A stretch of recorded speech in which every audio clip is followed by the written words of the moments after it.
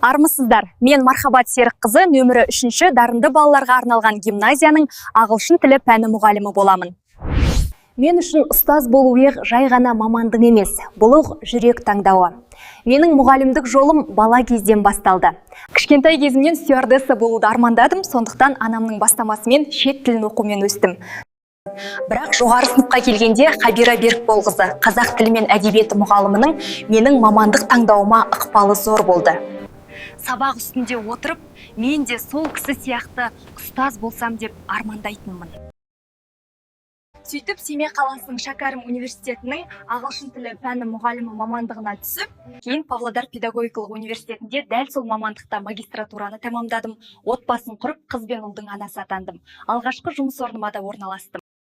Білімпен мен балаларға деген ынтам ішімде сөнбеді. Болашақ қазақ жастары ағылшынша ойын еркін айта алып, бәсекеге қабілетті тұлға болғанын қаладым. 24-ші жылдың күзінен бастап мен әр сабағыма тыңғылықты дайындалып, әр сабағымда оқушының бойындағы білімге деген құштарлықты оятып келемін. Бүгінгі жаңа мектеп тек білім беретін орын емес, ол ойлайтын, зерттейтін, пікір білдіретін, жауапкершілік алатын, тұлға қалыптастыратын орта. Сондықтан менің педагогикалық ұстанымым мынаған негізделген. Әр бала ол жеке тұлға. Ал сабақ тек тақырып түсіндіру емес, өмірге дайындық. Мұғалім дең бақылаушы емес, бағыттаушы. Өйткені жаңа мектепке өзек тек жаңа технология ғана емес, жаңаша ойлайтын ұстаз керек.